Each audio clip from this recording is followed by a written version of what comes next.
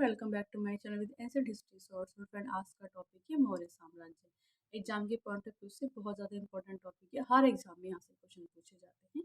आइए topic start करते हैं। नंद वंश के अंतिम शासक घनानंद को मारकर मौर्य वंश की स्थापना करने वाले व्यक्ति का नाम यूनानी लेखक सेंड्रोकुश बताते हैं। अर्थात मौर्य वंश की स्थापना नंद वंश के अंतिम शासक घनानंद को मारकर सेंड्रोकुश ने करी थी, किसके अनुसार? यूनानी लेखकों के अनुसार।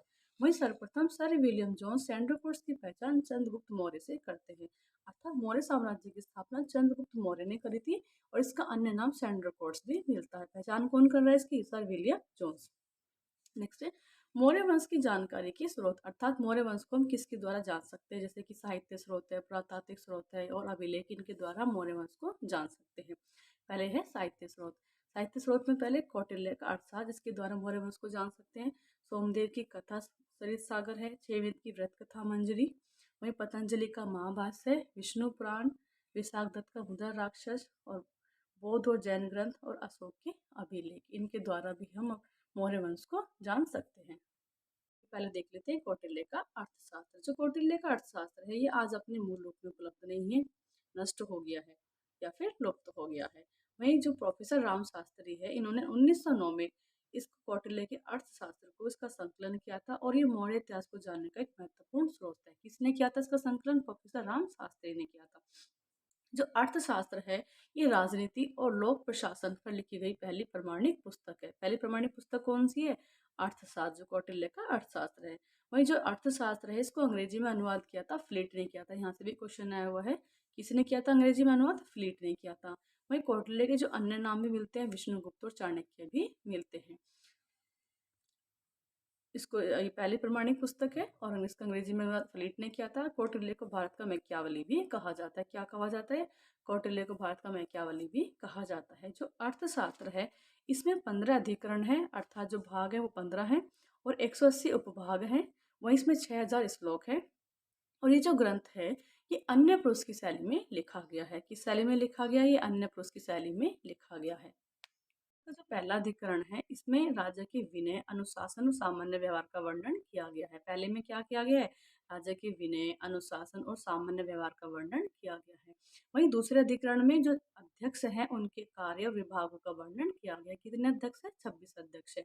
इसमें उनके कार्य और विभागों का वर्णन मिलता है।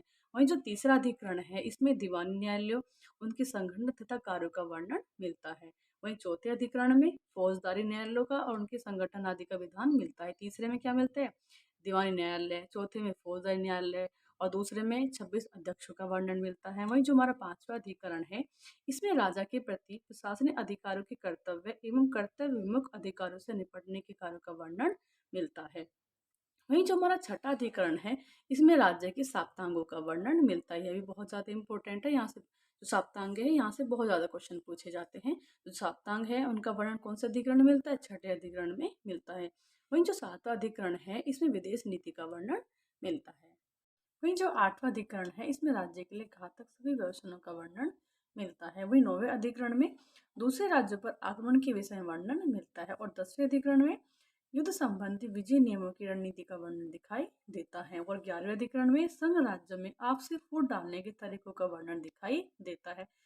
11वें अधिकरण में क्या दिखाई देता है? संघ राज्यों में आपसी फूट डालने के तरीकों का वर्णन मिलता है। वहीं 12वें अधिकरण में कमजोर राजा द्वारा शक्तिशाली राजा के आक्रमण से बचाव करने के उपाय बताए गए हैं। वहीं 13वें अधिकरण में शत्रु देश के दुर्गों पर कब्जा करने के उपाय सुझाए गए हैं। और 14वें अधिकरण में इसमें औषधियों, मंत्रों के महत्व एवं रहस्यों के वर्णन तथा उनको अमल में लाए जाने के उपाय बताए गए हैं। 15वां अधिकरण, इसमें अर्थशास्त्र द्वारा उल्लेखित नियमों का वर्णन मिलता है। अब आगे पढ़ेंगे साप्ताह सिद्धांत के बारे में। कौटिल्य ने राज्य को 7 तत्वों से निर्मित माना है और यही जो 7 तत्व है, इन्हें राज्य के साप्ताह सिद्धांत भी कहा गया है। इन साप्ताह सिद्धांत में राजा, अमात्य, जनपद, इनको शरीर के विभिन्न अंगों से तुलना करके बताया गया है। जैसे जो राजा है, ये राज्य की सिर के समान है। वही जो अमात्य है, ये राज्य की आंखें हैं। यहाँ से बहुत ज्यादा क्वेश्चन पूछे जाते हैं। वही जो जनपद है, ये राज्य की जंघाएं हैं। दुर्ग अर्थात किले राज्य की बाहें हैं। वही जो कोष अर्थात धन है, इसे राज्य का मुख माना गया है। वही दंड या सेना, इसे राज्य का मस्तिष्क माना गया है। वही जो मित्र है, ये राज्य के कान माने गए हैं। नेक्स्ट देख लेते हैं अभिलेख। इनके द्वारा भी हम मौर्य साम्राज्य को जान सकते हैं। तो पहला अभिलेख है रुद्रदामन का जूनागढ़ अभिलेख। इस अभिलेख में चंद्रगुप्त और अशोक दोनों का वर्णन मिलता है। किसमें वर्णन मिलता है दोनों का? रुद्रदामन के जूनागढ़ अभिलेख में किसका वर्णन मिलता है? चंद्रगुप्त मौर्य और अशोक का। अभिलेख के अनुसार चंद्रगुप्त मौर्य ने स्वराज प्रांत में सुदर्शन झील का निर्माण कराया था। क्या करवाया था? सुदर्शन झील का निर्माण। कहाँ पर? स्वराज प्रांत में। कौन सा अभिलेख के अनुसार? जूनागढ़ अभिलेख के अनुसार। किसने कराया था? चंद्रगुप्त मौर्य ने कराया था। और इस समय जो यहाँ का राज्यपाल था पुष्यगुप्त वैश्य था। ये क्वेश्चन बहुत ज्यादा पूछे गए हैं कि किसके समय कौन सा राज्यपाल था। वहीं अशोक ने भी इस सुदर्शन झील का पुनर्निर्माण करवाया था और इस समय जो यहाँ का राज्यपाल था वो तिस्वास था, जो कि रमन राजा था। वहीं रुद्रदामन के समय भी इस झील के बांध का पुनर्निर्माण करवाया गया था और उस समय यहाँ का जो राज्यपाल था वो सुविशाख था। कौन था? सुविशाख था। चंद्रगुप्त मौर्य के समय कौन है? पुष्यगुप्त वैश्य। वहीं अशोक के समय कौन है? तुषार है। वहीं रुद्रदामन के समय कौन है? सुविशाख है। वहीं स्कंदगुप्त के समय पंडित राज्यपाल था और उसके पुत्र तथा गिरनार नगर के प्रशासक चक्रपालित ने भी इस झील के बांध का पुनर्निर्माण करवाया था। ये सब जानकारी हमें कहाँ से मिल रही है? रुद्रदामन के जूनागढ़ अभिलेख से। नेक्स्ट है विशाख दत्त का मुद्रा राक्षस। इसमें कैसे क्या पता चलता है? इसमें चंद्रगुप्त मौर्य के प्रारंभिक जीवन के बारे में जानकारी मिलती है। इसमें चंद्रगुप्त के लिए वर्षल शब्द का प्रयोग किया गया। क्या क्या इसमें मिलता है? प्रारंभिक जीवन की जानकारी का पता चलता है और चंद्रगुप्त मौर्य के लिए वर्षल शब्द का प्रयोग किया गया है। इसमें चंद्रगुप्त मौर्य को घनंद का पुत्र बताया गया है। वहीं ढूंढीराज मुद्रा राक्षस की टीका में चंद्रगुप्त को घनंद का पौत्र भी बताते हैं। लेते हैं बौद्ध ग्रंथ। बौद्ध ग्रंथ महावंश के अनुसार कौटिल्य ने घनंद का नाश करके चंद्रगुप्त मौर्य को जम्बूद्वीप का शासक बनाया था। ये जानकारी में कहाँ से प्राप्त हो रही है? बौद्ध ग्रंथ से प्राप्त हो रही है। वहीं बौद्ध ग्रंथ दिव्यदान के अनुसार बिंदुसार और अशोक दोनों क्षत्रिय थे। नेक्स्ट है जैन ग्रंथ। जैन ग्रंथ परशिष्ट वर्वन में चंद्रगुप्त मौर्य को मयूर पौष्को के सरदार की लड़की का लड़का बताया गया है।